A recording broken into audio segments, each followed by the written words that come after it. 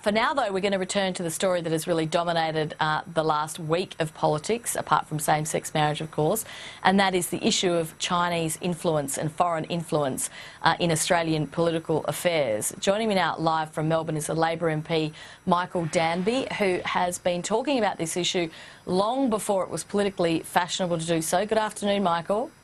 Hi, Sam. How are you? Good.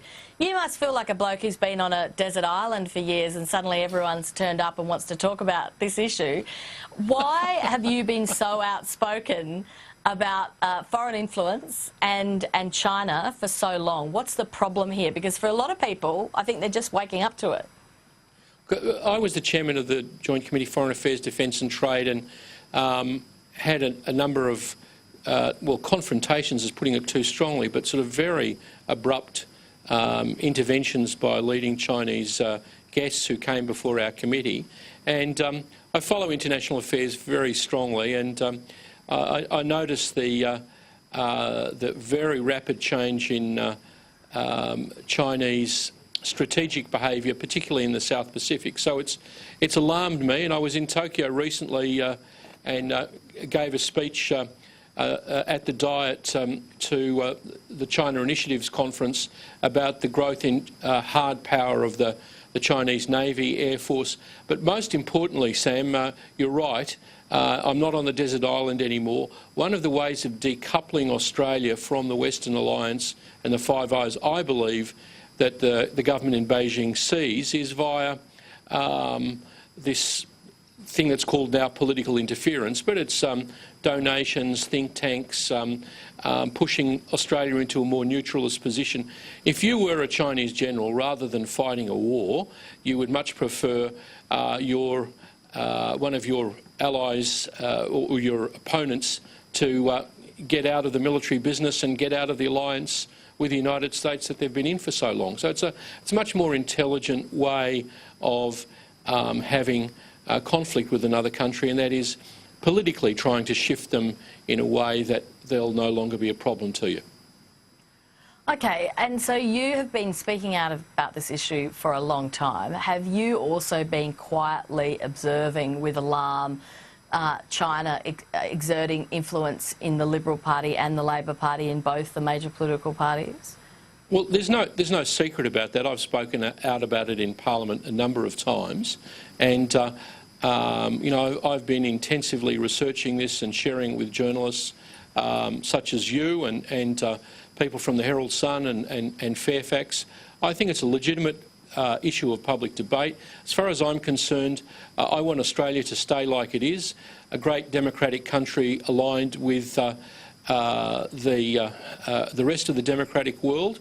And however much I want Chinese citizens in Australia to be treated fairly, however much I support Chinese investment in Australia and indeed our great trading relationship with China, I want us to be very different from China in the way it does, you know, the largest number of public executions, jailing Nobel Peace Prize winners, its appalling treatment of the minorities in Tibet. So, you know, I sat down with those young Hong Kong Democrats in Tokyo, who were the subject of Tanya's meeting earlier, and they're fine people, and Chinese people can do democracy, and I identify with them rather than the government in Beijing.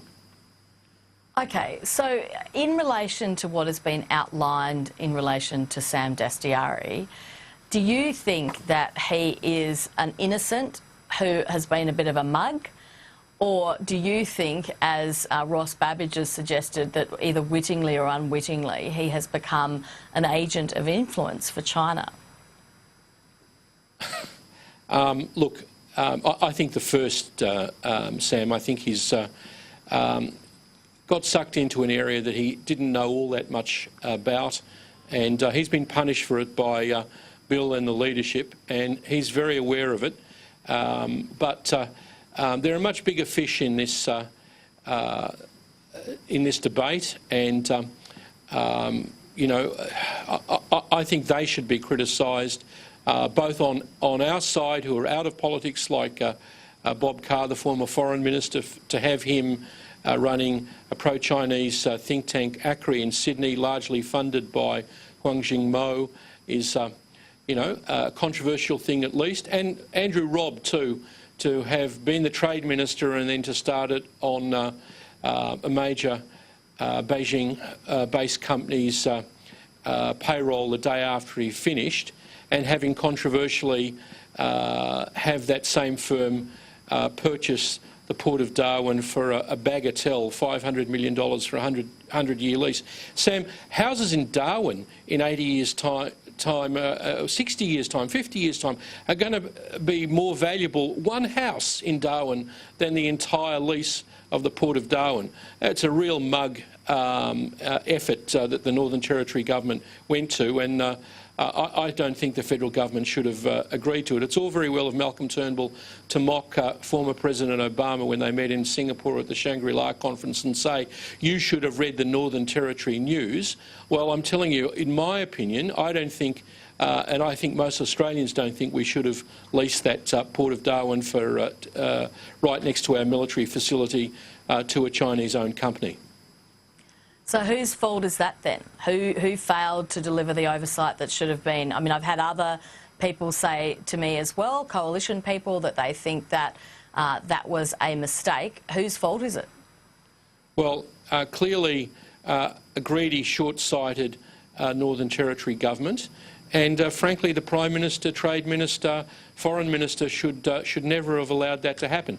They have fixed it up partially by seeing that the Foreign Investment Review Board is a lot tougher on these kind of things from now on. And you'll notice, Sam, that since that ill-fated lease of the Port of Darwin, FIRB did knock back Chinese state-owned enterprise who was trying to buy the electricity network in New South Wales, Ausgrid, and they knocked that back. So, you know, we have learnt things, but it's all very well for people in the government to be knocking Labor.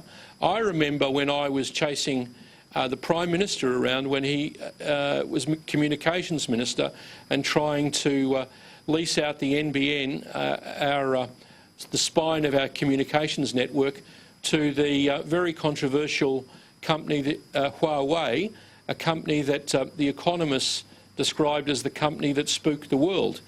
Now, Turnbull only backed down when Abbott overruled him after Labor had made a fuss for a week and a half about not allowing Huawei to be involved with that bid. But that would have been a very serious development if they would have had access to all of our telecommunications via a backdoor technology. That was the fear of Huawei's involvement.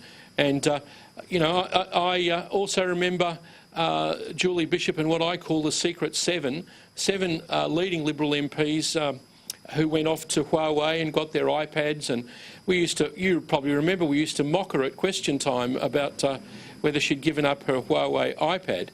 Thank heavens she has. But the fault has been on both sides. I don't think it's fair to focus just on Sam. And I think Andrew Robb is very angry with Mr Turnbull now because of this foreign agents registration legislation that's being put through. But I think his role in all of this is certainly controversial, and people in public life ought to be able to question it. People like me, people in the media, but there is a definite orchestration, and it's quite sensible from Beijing's point of view, to decouple Australia from the ANZUS alliance, not to get involved in military conflict. So Australia's view, in my opinion, ought to be that we have a good relationship with China. We certainly don't persecute Chinese Australians, but that we're very conscious of the difference in the system between us and Beijing, and that we stick to our guns. I mean, Labor was the one who was most enthusiastic about banning foreign donations. And you'll remember when Bill first raised that, Bill Shorten, the Leader of the Opposition, before the 2016 election, Mr Huang Mo, who's the head of this business organisation that is part of the Beijing lobby, said that he would cut back his donation of $400,000 because Senator Conroy dared disagree with him over Labor's policy on the South China Sea. We can't have people who are aligned with Beijing telling Australia and shadow defence ministers like Stephen Conroy what they can and can't say. So Bill took the right action then, and I think we're going to be very strongly supporting certainly the foreign donations part of this legislation that the government's coming up. I understand the leadership group is looking at the rest of it, but I think it's a legislation that's necessary to deal with a very serious political interference attempt. Okay, but let's go back to that $400,000 donation, because that, of course, is the very moment that Sam Dastyari essentially got into trouble. We had Stephen Conroy give a speech about Labor's position on China. Then we have Sam Dastyari popping up at this press conference to essentially express a different view. Surely it raises questions in your mind, it certainly does in mine, that Sam Dastyari did this to secure that donation for the $400,000. And if that's what he did, doesn't it stand to reason that he would have told the New South Wales Labor Party that he would have told someone in Bill Shorten's office that he would have told someone else that he was making these statements which were completely at odds with Stephen Conroy at that press conference to secure $400,000 for the Labor Party? I don't think Sam coordinated this with anyone. I think he was off on a mission of his own. I don't think he understood the fact that he was getting into contradictions with our then shadow defence minister. The cancellation of the money came because Bill Shorten and Stephen Conroy did the right thing and said that Australia is concerned about the hegemony or the influence that Beijing would have over 60% of Australia's maritime trade that goes to China, to Taiwan, to Korea and to Japan through that South China Sea. It's in Australia's interest that it be free and fair. But if Sam Dastyari, Michael, if Sam Dastyari didn't know what he was saying, if he didn't know the existing policy, if he didn't know that the policy that he was expressing was at odds with the existing policy, he seemed to be reading from a piece of paper. It was scripted remarks. Who scripted it for him? Hong Jing-mao, the Chinese government? I mean, look, I wasn't working in Sam's office, so I really can't tell you. I think he's been punished twice for the same stupid press conference. He said clearly himself that it was a terrible mistake. His whole career is on hold. I mean, it's more your tradition than mine, Sam, to say, let he who is without sin cast the first stone. But I'm not going to join in the chorus of adulation over his political demise. I don't think that that's the right thing. There are much bigger fish involved in this who've been involved in trying to shift Australia out of the ANZUS alliance. Okay, so who are they? Who are those big fish? I mean, we have Eric Roosendahl, the former New South Wales Labor Secretary working for the Yoo-Hoo Group. We have other people, Jamie Clements, I think. Clearly, these are all apparatchiks. Clearly, the person who argues the case most strongly for on foreign policy is former Foreign Minister Bob Carr. So we've got the former Trade Minister Andrew Robb being paid $880,000 by a major Beijing-oriented company. And the contract says for no particular purpose in particular. And we've also got the former Foreign Minister of Australia working for a think tank that is, for the years, according to ACRI's own accounts, funded by Huang Jin-mo, largely funded by him in the years 2014, 15 and 16. And I mean, things are what they appear to be, Sam. Bob Carr argues that the South China Sea is not anything we should be too concerned about. He argues that Australia should distance itself from the United States. He sends journalists, groups of journalists off to China. He's constantly on the media and in the op-eds, organising himself and other people from his outfit to argue that line. And in my view, that's the most serious pointy end, apart from the donations of the attempt to argue. In a democratic society, of course, Bob Carr has the right to do that. But the purpose is to get Australia out of its common Western alliance, out of its relationship with the United States. So, in my view, that the ascendant power, as they describe it, of China can have a victory without any military conflict. Okay. Michael Danby, thanks a lot for your time today. We appreciate it. Thanks, Sam, for having me. Thank you.